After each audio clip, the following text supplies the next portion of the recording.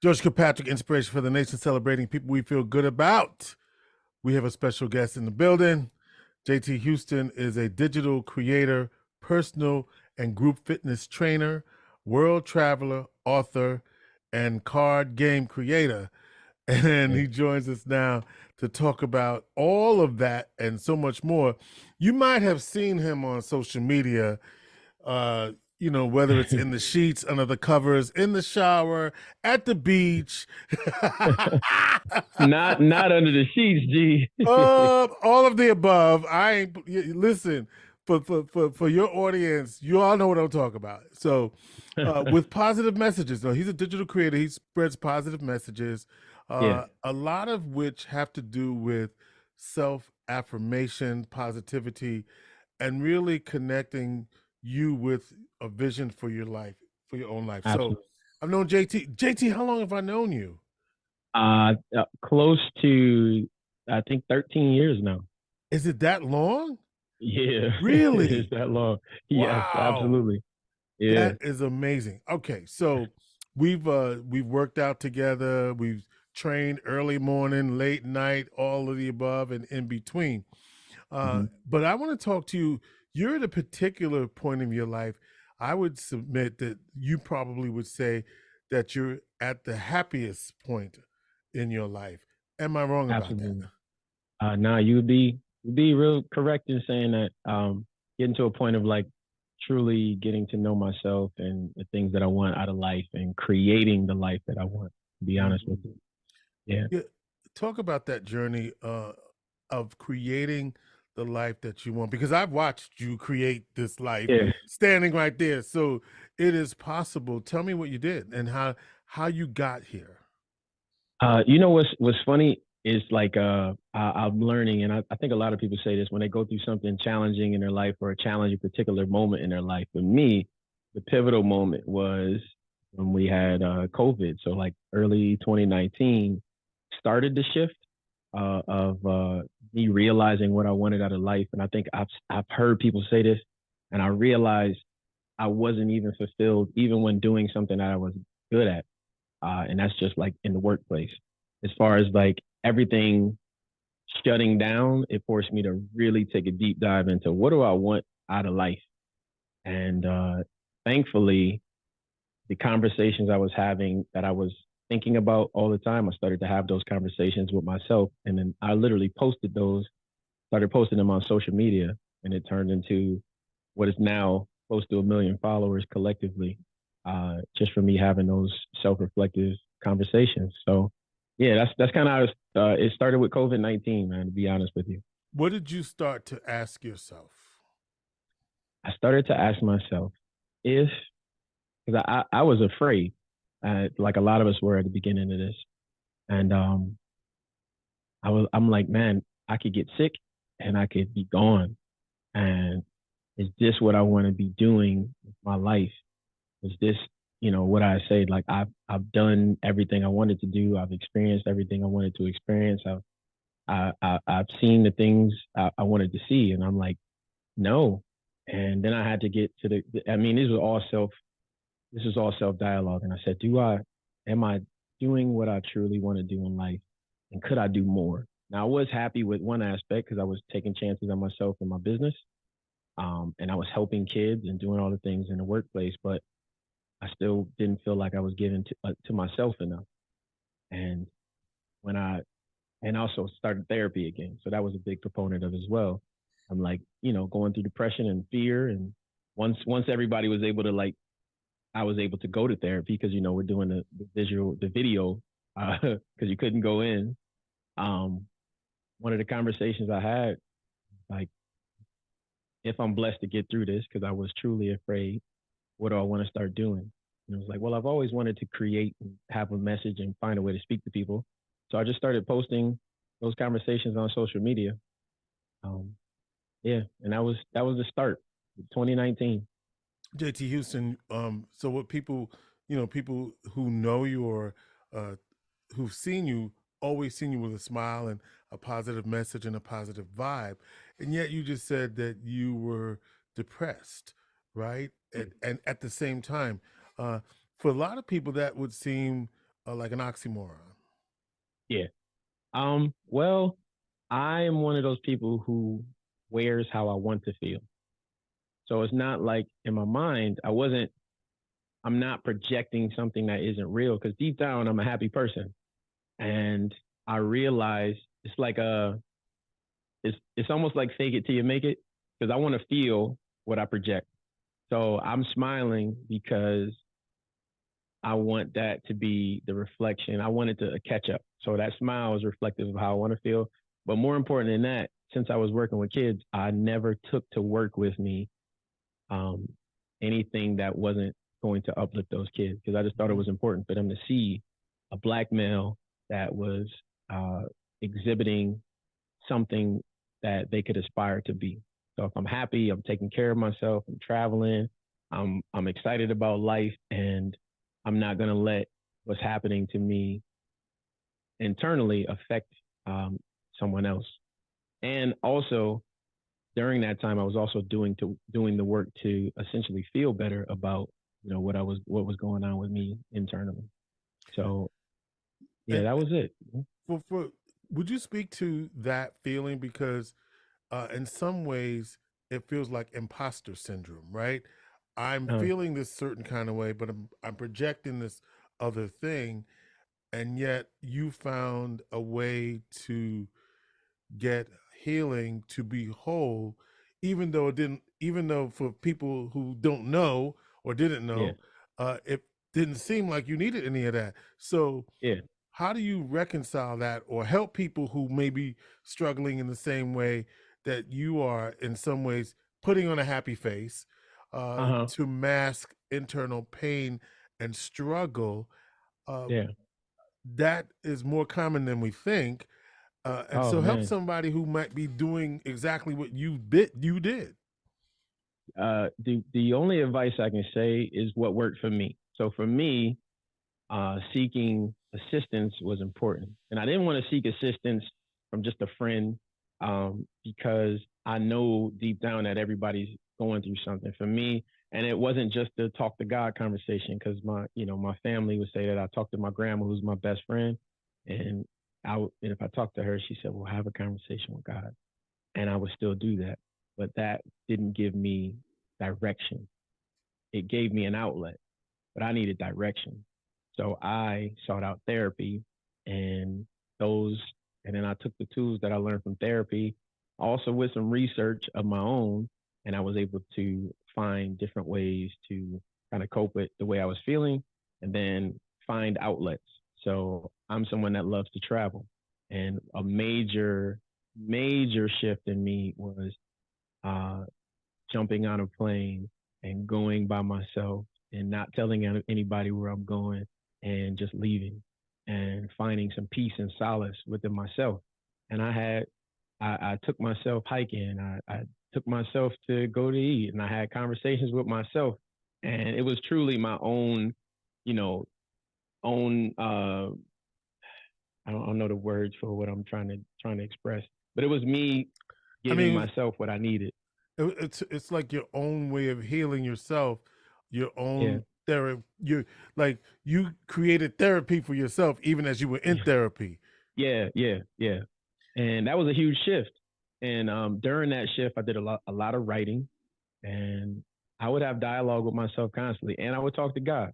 So that was important for me. Like every time someone mentions God, I realized that I'm truly just having a dialogue with myself. I'm asking questions, I'm seeking answers, but I'm also listening to what I'm saying and being very intentional about opening up my mind, opening up my heart. And then sometimes I have to give myself advice based off of how I feel at that moment. And that worked for me. I'm not going to say that works for Right. everybody, but I was very intentional about it. And here's the growth, a bigger growth thing was that I started to, on purpose, put those conversations on the internet, like just put them out. I put them on Instagram, I put them on Facebook, and whatever I was thinking and going through, I was talking to me directly. I wasn't talking to anybody else. So the content that everybody fell in love with, now 500,000 followers on Facebook and X amount on Instagram and TikTok and all of that stuff, it was just me having dialogue, and it became so real that people thought I was just having conversations with them. But those are real conversations. Those are real moments that I needed to hear. So I had to tell myself something that I needed to hear at those moments. And that became what people follow me and know me for now today. And you became an influencer as a Yes. result, and it became you people paid you for this. Yeah. Yeah. George knows behind the scenes, but it became something that I definitely got compensated for. And the blessing in all of that is I was able to kind of seek more of what I wanted out of life, because now I was able to create something that was healthy and healing for me, also healthy and healing for other people. And I was also compensated, during those times. So it helped me to do a lot of things that I wouldn't have been able to do if I was just working a traditional job, going through the motions and trying to figure out what I wanted to do in life. I'm like, man, this is something. It was like a light bulb went off. And I was like, man, what more can I do in this lane? What more can I create? And I realized that for me, helping others actually did help me in real time. You trusted yourself, and I do Ah, think that that's one of the biggest barriers that other folks may have in yeah. creating their own life is the ability to trust themselves. Talking to JT Houston, digital creator, author, group and personal fitness trainer, Uh-huh. and world traveler, right? Uh-huh. Uh, Keep it going. Keep it going, G. Yeah. and all of these things you created. So, um, Yeah. Yeah. And that was like an amazing feeling for me, because I grew up with not many people believing in me, uh, even from family. I'm very transparent about that. And I've learned from my content to being transparent was a huge thing that helped me, grow and being honest with myself. So I'm not going to sugarcoat the fact that I wasn't, uplifted growing up by my family, and wasn't catered to in that way, wasn't, talked to. So the conversation I have with me is what I needed to hear. So I'm speaking to my inner child every day. I'm talking, mhm. and I'm uplifting my inner child, and I'm reminding myself of all the things that I needed to hear at particular points in my life. And that's where, the energized spirit, now that smile that I was projecting is a real smile, but it's now coming from a different place. It's not just the exterior. This is coming from deep down. And I'm always transparent now. So like if I have a feeling it's genuine, even if I'm sad that day, or I talk about, dealing with your mental well being. If I'm struggling that day, I'm probably going to talk about it. But I also talk about what I did to get into a better space. By the end of that talk, it's like, well, I'm feeling like this right now, but here's what I'm going to do. And here's what works for me when I normally feel like this. And this is what I did in order to get to a better place. So yeah. So, and the Better Place created a movement, and that movement is called what? Uh, this is it, I am on social media. I am Mr. Spread Love. So this is my Spread Love initiative. Yeah, every day. I don't take any days off. I'm either spreading love to myself or somebody else, but I always start with me. I'm very intentional, and I say this to everybody about pouring into yourself first. I don't pour into anybody else before I pour into me. It's like the old adage of like on an airplane, who do you put the oxygen mask on first? Well, you put it on yourself. Because if you're not giving yourself what you need, you can't give that to anybody else. I don't care if you're in a relationship. I don't care if you have kids. You have to pour into you first, because they need the best version of you. So, you Mr. Spread Love, you see Yeah. the Spread Love in the Uh huh. background, and Every day. you're a digital creator, right? So you've been on the Absolutely. internet, Yeah. online, spreading positivity. Hmm. You grew that following. I remember as the numbers were going up, yo, gee, Uh huh. you know, and you know, next thing you know, you're in the hundreds of thousands.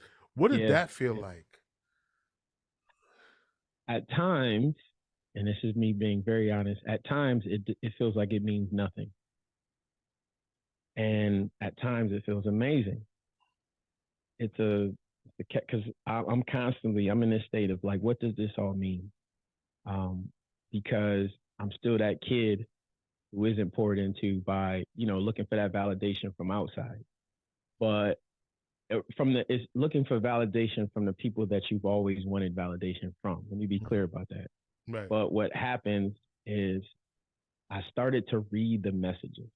I think I spoke this to you before. I said, well, I don't really pay it any attention. They're just numbers on a screen.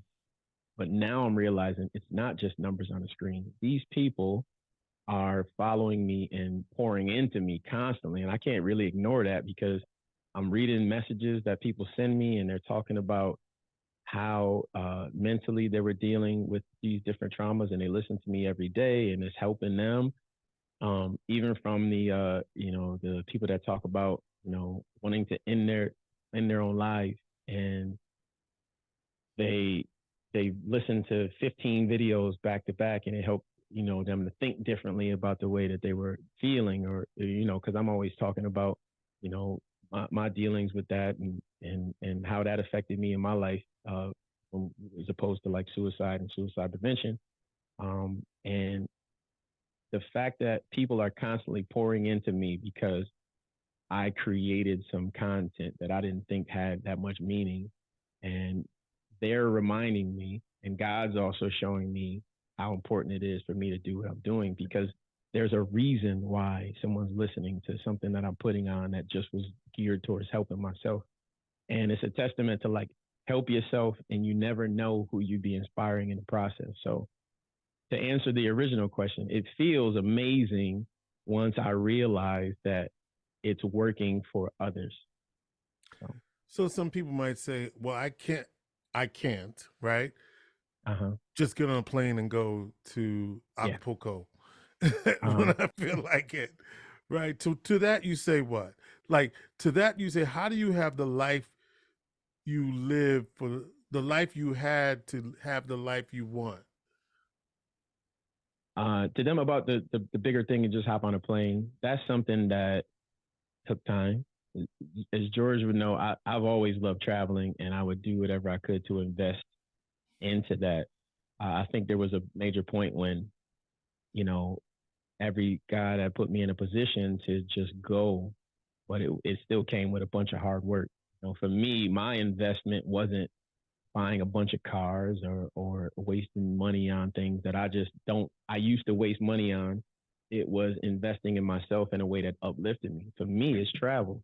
For you, it may be getting something tangible, or talking to a friend, or buying food, or you could be a foodie. You go to restaurants all the time, or go to the movies all the time. Whatever that small thing is for you, you do have a way, because it didn't start with me traveling. It was like, man, what brings me peace? For me, I used to go to the movies by myself and sit there and imagine that this was my home theater, like literally, because I could afford the $15 for the movie ticket. And I was so intentional. I would go early on a Saturday morning, or early on a Sunday morning, when I knew it wasn't going to be a lot of people. So it might be a few people at that first movie, but I was like, I can sit back and feel like it's just my theater, and I have this around. That was my mind. I'm one of those people that my inner child is alive and well and out. So it's not like I'm just gonna, if I have my imagination is still super vivid. I'm laughing because I'm thinking about this inner child that had me several thousand feet in the air. Or several hundred feet. You gotta give him some context, G. Was it 1,000 feet? It was more. How many feet was that in the air? I don't even know. We're about 500-600 feet in the air over the ocean in Mexico. Yeah, and George went paragliding or parasailing with me for my birthday. That was this. I'm talking about this inner child thing, right? For his birthday. Was it your 40th birthday? Yes. Yeah, right. Okay. So we're up there. I'm holding on for dear life. What's he doing?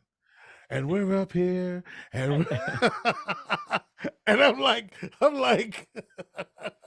and he's like, and we're up here, and this and this and that, and this and that. Is that your inner child talking? Constantly. I am one of those people. I am living all the things that I've wanted to do. And I don't think everything's like a dangerous thing, but I'm one of those people that I believe in the power of living now. Mm-hmm. Like, do it now. it's not like I'm not thinking about later, but I realized something very important.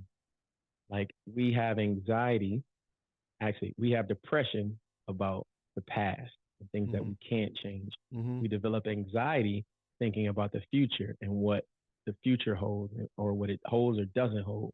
And we spend so much time mentally in the past and mentally in the future that we forget about right now and these moments that we have and how important they are and how valuable they are and how we need to do all of those things now in order to even get to anything that's in the future.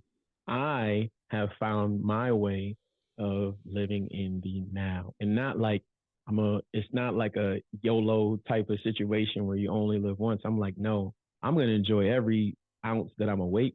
I'm going to do things that make my day feel better. I'm going to do things that make me feel like I'm enriching someone else's life. And more importantly, I'm going to enrich my own life. So when I say I'm investing so I can fly out of the country and go to Bali in Indonesia 3 times in the matter of 7 months, I am doing everything to make that happen because that's how I feel. And that's what I Mm-hmm. want to do now. Yeah, So and so when you say doing everything to make it happen, in other words, resourcing all of the things that I need to, so I'm not just out there like that, absolutely. right? Absolutely. Like I'm being responsible um, Hmm. with what I'm trying to do. JT Houston is a digital creator, influencer, spreading positivity, and also speaking of world traveler, what you Hmm. got going on? Oh man, so I have one of my favorite places that I've learned by going is Bali, Indonesia. I spend a lot of time there, as George will know, and anybody that follows me on social media knows how much I love it being there. And we could talk about that all day. But what I have now, I'm doing my first retreat in Indonesia and getting all it, just going there to visit, to scout out the locations and see everything was amazing for me. And I'm excited just to give others the opportunity to experience it. So I'm putting together an entire retreat, and I have some friends and fellow travelers that'll be traveling from different states and from different countries to meet, and we're going to talk about this journey, the journey I've had, and the journeys that we are all on individually. And there's some journaling involved. There's also some exploration we're going to be doing. We're visiting a monkey sanctuary, a monkey forest, and then we're going to an elephant sanctuary and spending some time with the animals there. There's ATV rides, but there's also a major component of individual spiritual journeys um, that you have. That's a major component of like going to that place. It's a very magical place. So Um, when? this is this April. Yeah, this April April first 2024. April 2024. Yeah, so kicking the Dates, year off. Huh? dates. Oh yeah, so April 1st through the 9th. Yeah. All right. So how do people get on that? Uh they will, well, I will send you the information for the site. So we have a spreadlove.life will be up and running. And that's my website, and all the information will be on spreadlove.life. If people want more information surrounding all the travel opportunities. We also have a Facebook group right that's operating right now, and it's called Spread Love Travels.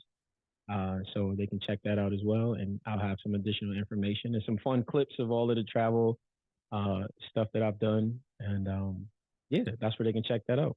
So, how did you learn to open up about the life you had versus the life you have now? It's a funny thing about open up, but I'll talk about that. We'll transition into that, but I know what I'm doing.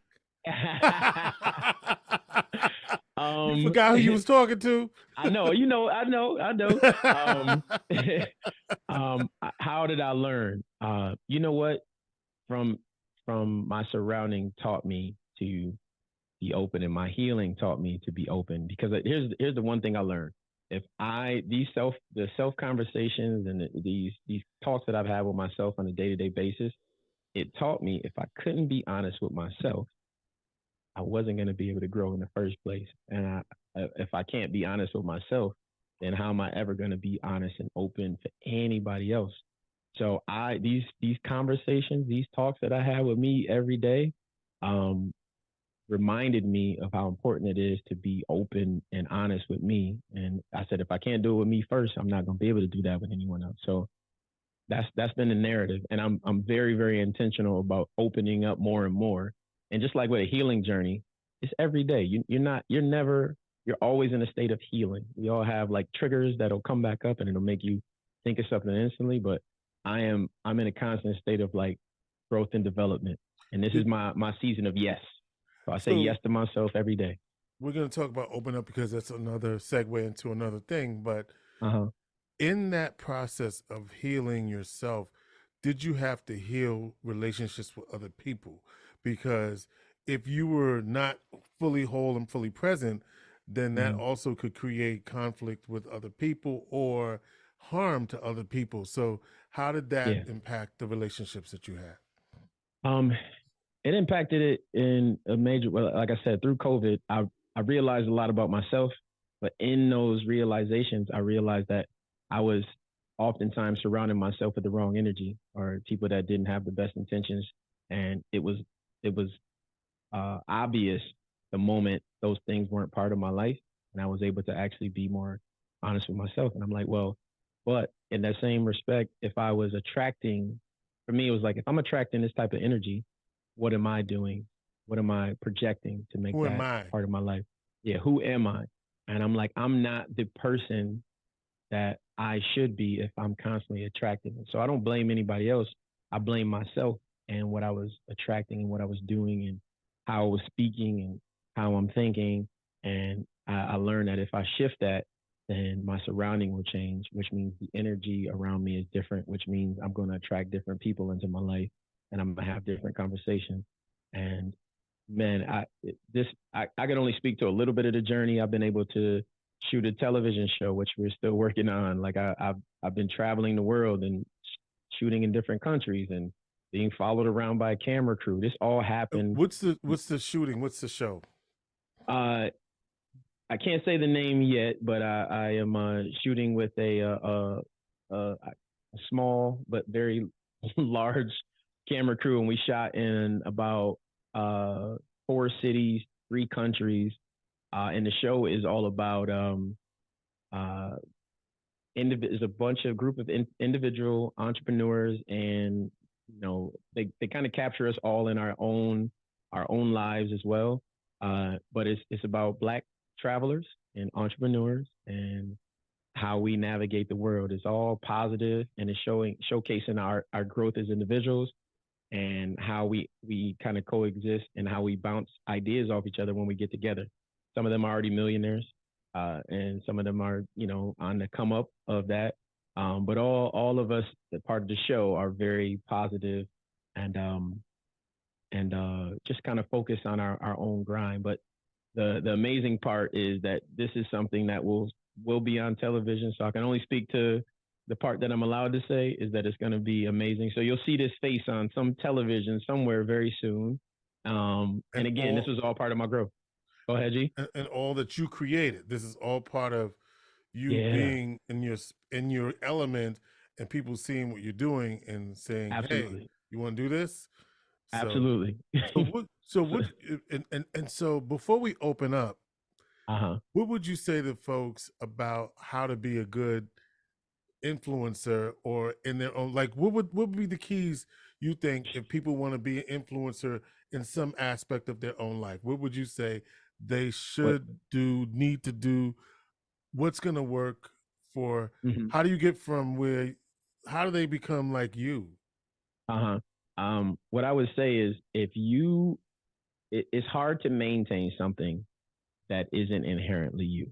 Right. So the content that for me, this is a personal thought. I can only speak to my own journey because I've met a bunch of influencers. Hmm. I met some that have way more than me as far as like the following goes, and I met some that have way less but have generated some massive wealth from having a small audience. What I will say is the 98% of the people that I've met that come across that are doing what I'm doing or something similar, they are themselves, and they found out how to be themselves and generate either a large audience and or income from being themselves. They found out who they were, and their content became them or some aspect of their lives. So whatever, the only advice I would give, because I mentor teens and they ask me questions about it, I said just be yourself 1000% and create your content based off of who you are, not following a trend or a fad, because the person that set the trend was being themselves. And now other people are following you're Right. following a trend, being trying to be someone else when the reason they are who they are is because they did something being themselves. So that's the hard part. The balance is like you got to go into this really geared towards doing your own thing and being authentically you, and that's how you grow. And it's hard to grow when you're trying to keep up and do something that someone else is doing. All right, JT. Yes, sir. So how do you get people to open up? You know, a great way for them to open up is this great game that was created by a young man by the name of JT Houston. And it is a card game. And the card game just happens to be called Open Up. Open up. Yeah, yeah.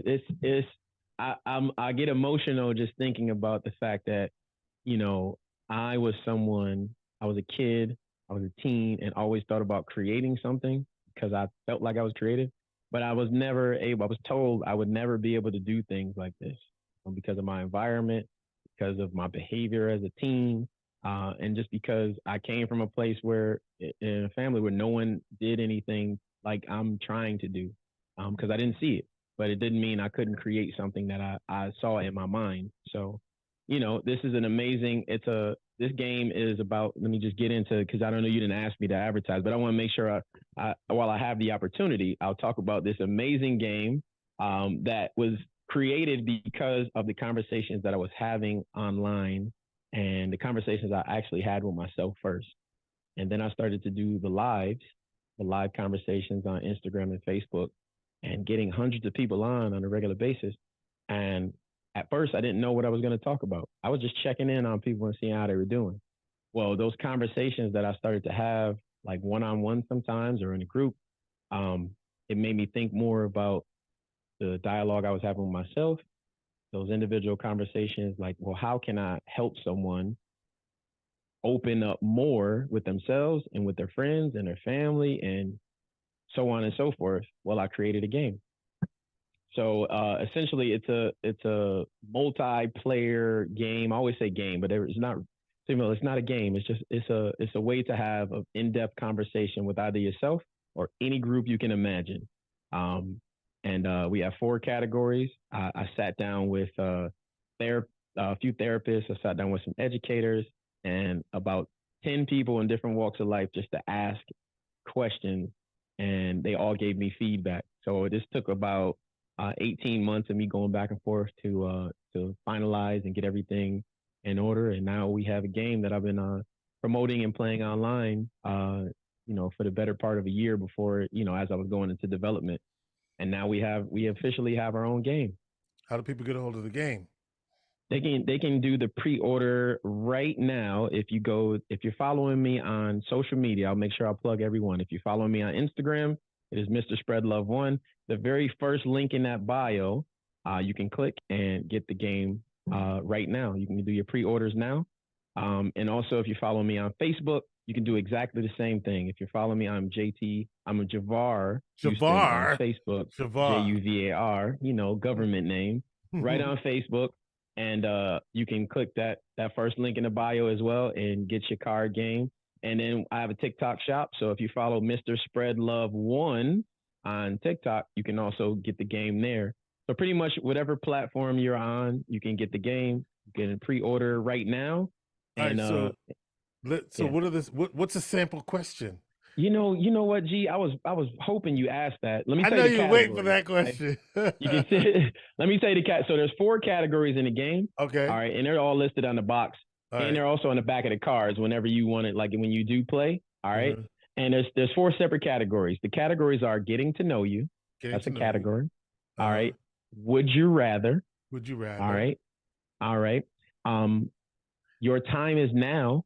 Mm-hmm. That's the category. And then engage your inner child. Now, let me be clear. Engage your inner child. Sometimes it goes deep because you're thinking about a younger version of yourself. So some of these Mm-hmm. can get really deep, G. Now, Mm-hmm. if you'd like, I can give you a sample of the questions, some of the questions, and then maybe GK can open up with us a little bit. And how would you feel about that, G? Are you down? I, you know, I'm down. Yes. I All right, mean, all right, all right. I know how to answer questions. I know you do. All right. So here's an example of one of the questions from this is just the getting to know you section. All right. Yes. Um, looking back, what is the most ridiculous outfit you've ever worn? And why did you wear that outfit, G? Wow. So this, oh boy, there's a lot of different ways this can go, but I can tell you, I can think of when I was out in I was a banker. Okay. As I was working for the Key Bank, and I remember, so this is back in the early '80s, right? Hmm. And so just think about the typical banking outfit. You had to have some Okay. wingtip shoes, Okay. right? Maybe a dark suit, a tie, very, very conservative back in the day. But I eventually got some wingtip shoes. Okay. But I just remember at my first manager's meeting. So now remember, I'm what, 21, 2, something like that, 3, whatever. Hmm. And, I didn't have many suits at the time, I don't think. So what Yeah. did I wear to the first manager's meeting of where I'm being introduced as a manager trainee? And I Uh huh. believe the year was 1982. Okay. Okay. I have on a cognac wine colored suit with matching Wow. shoes, right? Right out of Bergen Brothers. I love y'all. Wow. But like, and it was like a salmon colored, something like that Not at to the match your shoe. manager's I'm meeting. picturing G. Okay. But I eventually graduated to wingtips and the blue blazer and the gray pants and the white shirt. I graduated to that. Uh huh. But Uh huh. I do remember, I look back on that. I was like, what the heck was I wearing? Like, what the heck was I wearing? So I do think. That's So hilarious. I don't know if it was the most ridiculous, but in the context of the position that I had as Uh a huh. potential, as a future loan officer, a future Yeah. branch manager, that's what I wore to the first managers meeting. That was a great choice. I mean, a great conversation to have later on as you think back, right? You Well, reflect. but here's what's different, right? And this is something Hmm. that I have to get used to. There was a certain I, the dress code is very different now Yeah. than what I'm used to. Like when people come to interviews, used to be that you went and you did all this stuff, and Yeah. now, at least lately, I have not seen a lot of effort into making sure, people just There's like no dress roll to up. impress. They just roll up in any. I was like, what the heck is going on? And I guess if it's not a, what do they call it, a white shoe law firm, Yeah. then it doesn't matter. But I just not used to, if you have an interview, that you're not polished with a suit with a tie. It's a different world. It's a different world. Yeah. Yeah. Definitely a different world. Yeah, I think with the advent of social media, so much has changed, right? But now, yeah. So now, what's the most ridiculous outfit you ever wore? Oh man, I can vividly remember this. I was in the sixth grade. Uh huh. I was at Meacham Elementary was my last year, and I can't remember the artist. If I'm starting with artists, it means I was thinking about it was music. So I remember watching on television, and it was a artist. I want to say it was either Criss Cross or some other artist, and they wore these like it was like a rain suit. I Hmm. don't know. It was like a rain suit. It was literally a rain suit. It was bright yellow.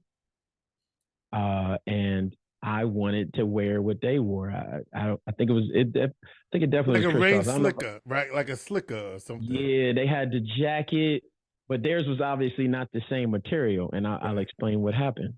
So I convinced my mom to get me one because I'm like, I seen it and it looked so cool. Now it's baggy. Obviously, this is during the big clothes time, the baggy clothes, and it's when I actually got one. It's little like a little rain. It was thin, G. Now I go to school because there's like a couple other friends that we was gonna do it. We all got our little rain jacket and set and got the pants. Gee, I think it lasted like the first hour of school before the pants ripped. And so I'm still trying to sport this rain poncho suit in school with the ripped pants. It's a big old hole in the back by the time I get home. It's falling apart.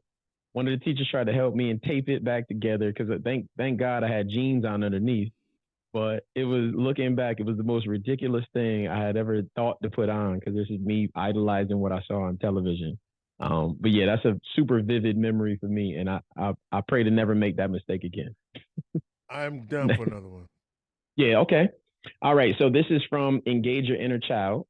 All right. This is it. Yeah, I know. Sometimes when I'm online playing these, they're always like, ah, man. Let's see. I'll do. Let's try to keep it with a positive one because some of these can go deep. Okay, you Whatever. know what? It won't be okay. How did you handle self doubt as a kid? Mm. Did I? Any age? Yeah, yeah, yeah. Well, how uh, did you in what ways did you deal with it? That's a bigger one. mm. How did I handle self doubt as a kid? Mm. You know, I think that I think between my mother and my father, my parents were divorced, but between my mother and my father, and I say that because that's two separate conversations. And I mean, Yeah. you don't have to be divorced to have two separate conversations, but I'm just thinking about the messaging that I heard from my mother and even my grandfather. So let me take it back to generations. My grandfather would say, my mother would remind me what my grandfather would say to me, which is that boy gonna be somebody someday. That boy gonna be Yeah. somebody someday, right? Yeah. And so during those times, I would think about those messages, or, my dad reminding me that, um, you have something special to give and you have to just show up and give it. If sometimes I'm not thinking that I could do that. And I think even when you don't have, when I haven't had that, even in present day, having that cheering squad, or that your partner, my wife in particular, to say this is what's going on, and then they have a word of encouragement. So Yeah. I would say not only for myself, but Hmm. also I think getting feedback from others is probably the best way that I knew how to handle that. And I'm talking about as a kid, right? You Yeah. asked me as a kid, I'm already talking about my wife, but I Uh didn't huh. have a wife back in the day. But yeah, that was challenging. I think it was more challenging for me because um I tried, so this is thinking of doubt, right? And ridiculous outfits. Remember back in the day when you would have the blowouts, Afro blowouts, and Yeah.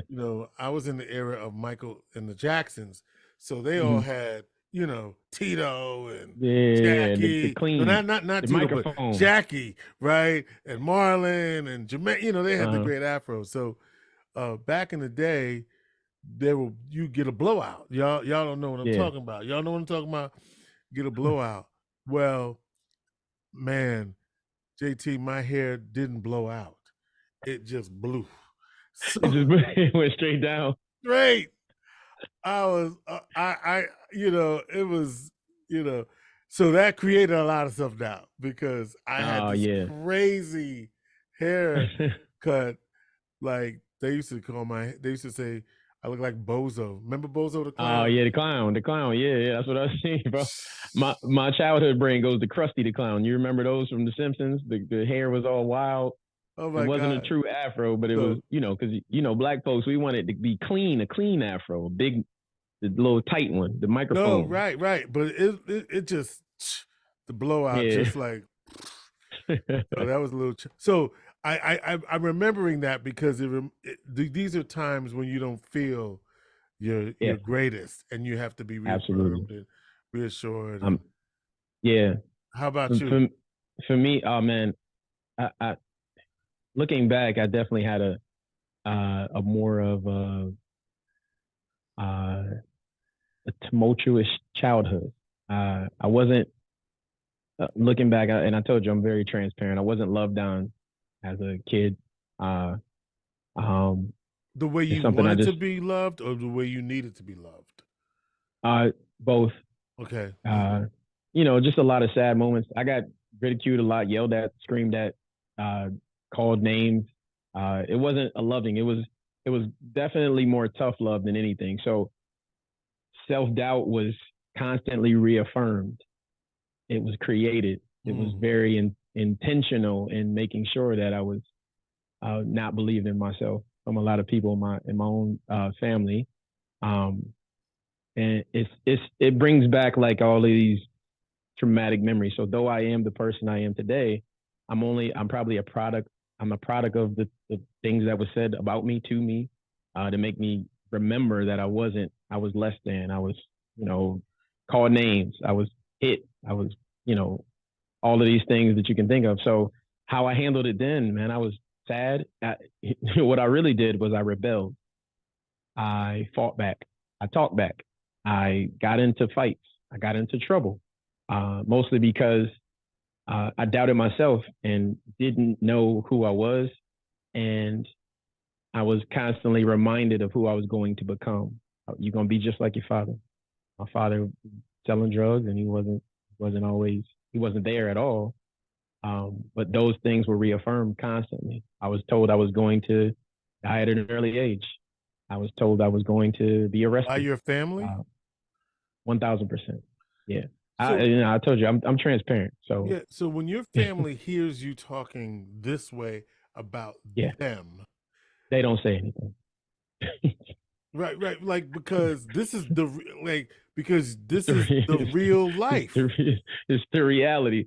The thing is, even if if it's pushed back verbally, the reality is what I'm saying is real. Yeah. So it's not like I wouldn't.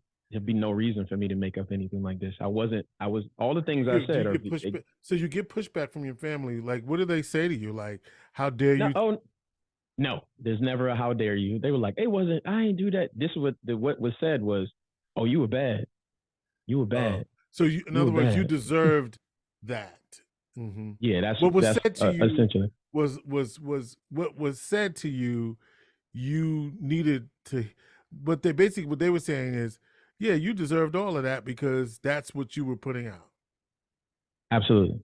Yeah, Hmm. in so many words. So, but what I've learned over the years is no, I was a product of what I was faced with, and I was fighting back at what weren't adults at the time. They were teenagers. These were my aunts and uncles. My mom was young, so my aunts and uncles were young. They were children helping to raise me. Uh, so the reality is they were extremely immature. They were doing what they knew how to do, which was help out with another kid, but they were still kids. So what I started to realize getting older was I'm fighting back bigger kids. And yes, I did fight back. Yes, I was hit and punched and called names, and I did fight back. And then I was labeled bad for doing something that was rebellious to get back at. And there's a lot of tears and fight back and learning and growth that just took place, over the years, and me realizing after I separated myself, realizing like, especially as getting into education and helping kids, I never talk bad about kids. I love on these kids So, because of what I dealt with. so it's safe to say that you didn't handle it as a kid.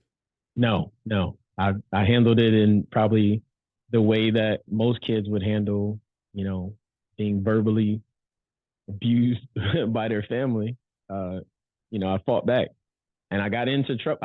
There's no mistakes of me getting into trouble, but the reason behind the lashing out and all of the things that you would think of, like not having a father around and not having a positive male figure, and being raised by essentially a bunch of young girls. I can't say young, women as they got older, but they were all learning at the same time. So I give grace where it's needed. My mom was my mom was 16 when she had me, so she had to grow through. And my grandma, I can look back and be like, man, my grandma was hard on everybody because it was just her raising 7 kids and then all of the grandkids that came after. So I think about that. And then I also give my mom grace because she was a kid trying to raise a kid. And so looking back, I can recognize certain things, but it's no mistake of what actually happened to me in order for me to get to that realization. Those things still happen. And and it's your truth, and you have the right to tell your truth. 1,000%. Right. So understand. And well, speaking of truth, the truth is we out of time, brother. All right. But that's such a good sample, combo, G. Huh? I said good combo, G. Yeah, and that's a great example of how this game Open Up can lead to some great conversations. 1,000%. But not between friends, between family. Like, so for example, this conversation we just had, we may have had remnants, but not really. We never really had the two conversations and the two topics. We never had that conversation. Like I said, I have heard some remnants, but not really. Not really. So that's an example, if you're true to the game, of how you can open up. So 1,000%. Javar Houston, Mr. Spread Love, JT Houston from the personal group and fitness side. Author, what's the name of your book? So it's a series of books called Adventures of My Inner Child. Okay. Yeah, there's a group of short stories that I from my creative space of me. It's things that I've gone through over the years, but told from the perspective of a child or a teenager. So they essentially turn into like these adventures because it's told from the mind of a child, but they're real life things that have taken place, and then some twist on some real life stories. Where do you find it? Soon they will be available on Amazon and on spreadlove.life. So you'll be able to purchase them directly. Got a lot of ways to get a hold of Mr. Spread Love. Look him up. Absolutely. Javar Houston on Facebook. He's traveling, he's writing, he's creating. But more importantly, what you should take from this conversation, I think, as he's creating the life that he wants. And what he has learned to do in order to create that life is to spread love. JT, 100%. Javar Houston, Mr. Spread Love, digital creator, spreading positivity. I have to fully thank you because you poured into my inner child over the years. And the way in which I connect with others is part and due to your mentorship, seeing how you communicate with people, seeing how you engage with friends and family, and how you run and operate on the radio, off the radio. I pray that I steal bits and pieces of that as I effectively communicate with others. So I say all that to say thank you, because I am a great mentor because of the great mentor that came into my life. Even in my adult years, I just want you to know how valuable it is to have that. And since I've never really had that in my life, and I'm not going to apologize for tears because I hate when people do that. Just real life emotion. I live in it now. So I'm super vulnerable as a human, and I just want to make sure that I'm clear in the fact that I am a product of the friendship, the companionship, the brotherhood, the father figure, And I want to thank you for helping me on this journey. And I'm still on it, so I'm continuing to grow. But all of the other things and making sure I have a something to look at as a mirror, because I always practice mirrored behavior. I just look at George. I'm like, how would George would handle this in this way? And it's very thoughtful when you interviewing. I didn't know how to interview, but I watch you, so I pay close attention to that. This whole setup, everything I got. I'm like, background, everything. So I look at you for that. So I always want to say thank you in addition to all the other things. So I look at that. So even if we don't talk every day, just know that I am partial reflection of what I've watched you do over the years. So I want to thank you for that. Wow. Yeah. I thank you, my brother. Yeah. I thank you. I'm speechless. Yeah. I appreciate that, and that is something that I really will treasure. So yeah, it's all good, man. and JT, I also want to thank you for being a positive influence in my life as well. I really appreciate you. Inspiration for the Nation.